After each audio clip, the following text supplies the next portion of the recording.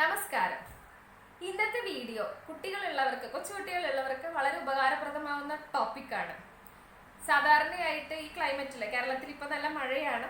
ഈ മഴക്കാലത്തൊക്കെ സാധാരണയായിട്ട് കുട്ടികളിൽ കണ്ടുവരുന്നതാണ് രാത്രി ഉണ്ടാകുന്ന മൂക്കടപ്പ്, ചുമ, ജലദോഷം, ചെറിയ പനിയൊക്കെ. അത്തരം ലക്ഷണങ്ങൾ ഉണ്ടെങ്കിൽ നമ്മൾ ഇങ്ങനെ ഹോസ്പിറ്റലിൽ പോണോ പോണ്ടേ, ഇപ്പൊ ആകെ കൺഫ്യൂഷനിലായിരിക്കും. കൊച്ചുകുട്ടികളുള്ളവർക്ക് വളരെയധികം ടെൻഷനും ആയിരിക്കും. ഇപ്പൊ എന്ത് ചെയ്യും, എങ്ങനെ ചെയ്യും എന്നുള്ള കാര്യങ്ങളെ കുറിച്ചൊക്കെ ഓർത്തിട്ട്.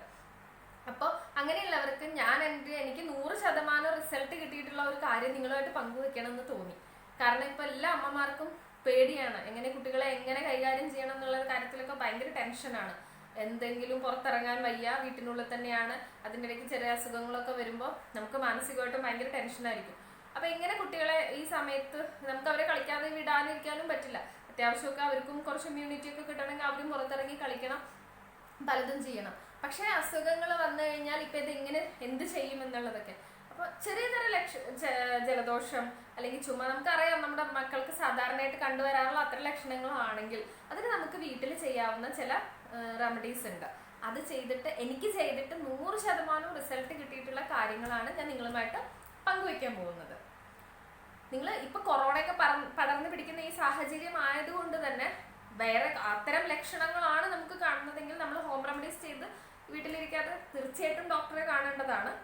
പക്ഷെ ചെറിയ ചെറിയ ഇത്തരം കാര്യങ്ങൾക്ക് നമുക്ക് വീട്ടിലിരുന്ന് തന്നെ ഹോസ്പിറ്റലിലൊന്നും പോവാതെ തന്നെ ചെയ്യാവുന്ന ചില കാര്യങ്ങളുമുണ്ട്. അതൊക്കെയാണ് ഞാൻ ഈ വീഡിയോയിൽ നിങ്ങൾക്ക് പരിചയപ്പെടുത്തി തരുന്നത്.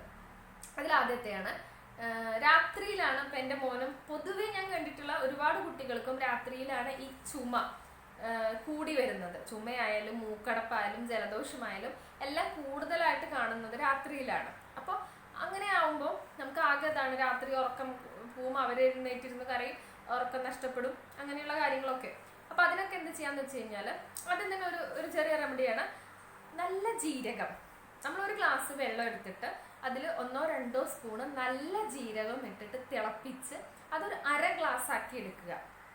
തിളപ്പിച്ച് വറ്റിച്ചിട്ട് ആ ഒരു ഗ്ലാസ് അര ഗ്ലാസ് ആക്കി എടുത്തതിന് ശേഷം ആ ജീരക വെള്ളം ഇളം ചൂടോടുകൂടി കുട്ടികൾക്ക് കുടിക്കാൻ കൊടുക്കുകയാണെങ്കിൽ അവരിൽ ഉണ്ടാവുന്ന ചുമയ്ക്ക് പെട്ടെന്ന് തന്നെ നിങ്ങൾക്ക് മാറ്റം കാണാം. ആദ്യത്തെ ഒരു തവണ കൊടുക്കുമ്പോൾ തന്നെ നിങ്ങൾക്ക് അതിൽ വ്യക്തമായ മാറ്റം കാണാൻ സാധിക്കും. ജലദോഷത്തിനും ചുമയ്ക്കൊക്കെ നല്ല ജീരക വെള്ളം. അത് നിങ്ങൾ ഇങ്ങനത്തെ ലക്ഷണങ്ങൾ കണ്ടു തുടങ്ങുമ്പോൾ തന്നെ ഇടയ്ക്കിടയ്ക്ക് ഇങ്ങനെ ജീരക വെള്ളം കുടിക്കാൻ കൊടുക്കുക. അത് സ്വാഭാവികമായിട്ടും ഒരു ഗ്ലാസ് വെള്ളം എടുത്തു, 1-2 സ്പൂൺ ജീരകം ഇട്ട് തിളപ്പിച്ച് വറ്റിച്ച് അര ഗ്ലാസ് ആക്കി ഇളം ചൂടോടെ തന്നെ കൊടുക്കാൻ ശ്രദ്ധിക്കുക. അതിനുശേഷം പിന്നീട് നമുക്ക് ചെയ്യാവുന്നതാണ് കഞ്ഞിക്കൂർക്ക അല്ലെങ്കിൽ പനിക്കൂർക്ക എന്ന് പറയും. പനിക്കൂർക്കയും തുളസിയുടെയും നീര്, പനിക്കൂർക്ക വാട്ടിയ ശേഷം അതിൻ്റെ നീര്, തുളസിയുടെ നീരും തേൻ ചേർത്ത് കുട്ടികൾക്ക് ഇടയ്ക്ക് കുടിക്കാൻ കൊടുക്കുന്നതും വളരെ നല്ലതാണ്. പിന്നീട് മറ്റൊന്ന്, നമ്മുടെ വീട്ടിൽ സാധാരണ എല്ലാവരുടെ വീട്ടിലുള്ളതാണ് വെളിച്ചെണ്ണ. നല്ല വെളിച്ചെണ്ണയാണെങ്കിൽ ആ വെളിച്ചെണ്ണ കുറച്ച് കയ്യിലെടുത്തിട്ട് കുട്ടികളുടെ മൂക്കിലും ഈ കഴുത്തിൻ്റെ ഇവിടെയൊക്കെ ഒന്ന് ഇടയ്ക്ക് പുരട്ടി കൊടുക്കുക.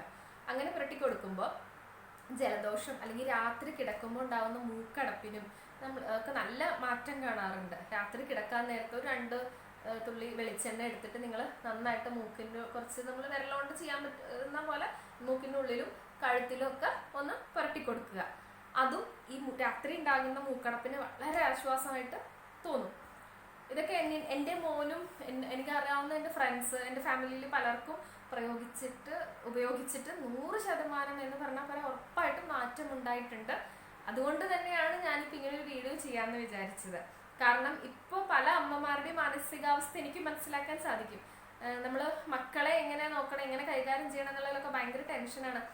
കൊറോണയുടെ ഒക്കെ കാര്യങ്ങൾ കേട്ടിട്ട് നമുക്കൊക്കെ ഭയമാണ്, എങ്ങനെ അവരെ എന്ത് ചെയ്യണം. പിന്നെ സ്കൂളില്ല, അവരുടെ വീട്ടിലിരുന്നിട്ട് ഉള്ള ആക്ടിവിറ്റീസുമാണ്. അപ്പം പുറത്ത് പോകുന്നില്ല. സത്യത്തിൽ അവരുടെ ഇമ്മ്യൂണിറ്റി കുറയുകയാണ്. അവർ ഓടിച്ചാടി കളിക്കുന്നില്ല, മറ്റുള്ളവരായിട്ട് ഇടപഴകുന്നില്ല. അപ്പോൾ കൂടുതൽ നമ്മൾ ഫുഡിലൂടെ കിട്ടുന്ന ഇമ്മ്യൂണിറ്റിയുടെ പുറമെ നമുക്ക് മറ്റുള്ളവരായിട്ട് ഇടപഴകിയിട്ട് കിട്ടുന്ന ഒരു നാച്ചുറൽ അത് സത്യത്തിൽ നഷ്ടപ്പെടുകയാണ്.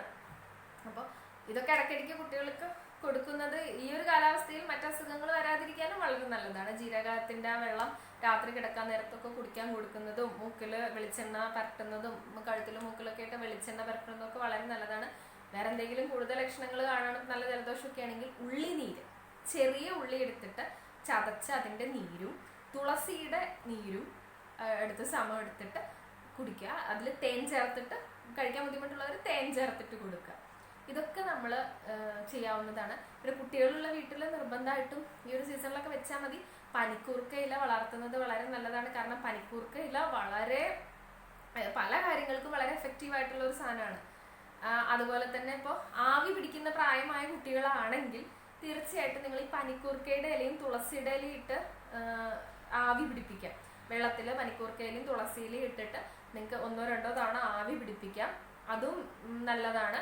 അതുപോലെ പനിക്കൂർക്കയും തുളസി ഇട്ട് വെള്ളം ചൂടാക്കിയിട്ട് ഇടയ്ക്ക് കുടിക്കുന്നതും മുതിർന്നവർക്കും കുട്ടികൾക്കും ഒക്കെ നല്ലതാണ്. ഈ ജീരകത്തിൻ്റെയും വെളിച്ചെണ്ണയുടെയും ഒക്കെ കാര്യം പറഞ്ഞതിലും നമ്മൾ എന്തും സ്റ്റാർട്ടിങ് സ്റ്റേജിൽ ചെയ്യാൻ ശ്രദ്ധിക്കണം. കൂടുതലായി ഭയങ്കര ഹാർഡായതിനു ശേഷം അല്ല നമ്മൾ പലതും ചെയ്യുന്നത്.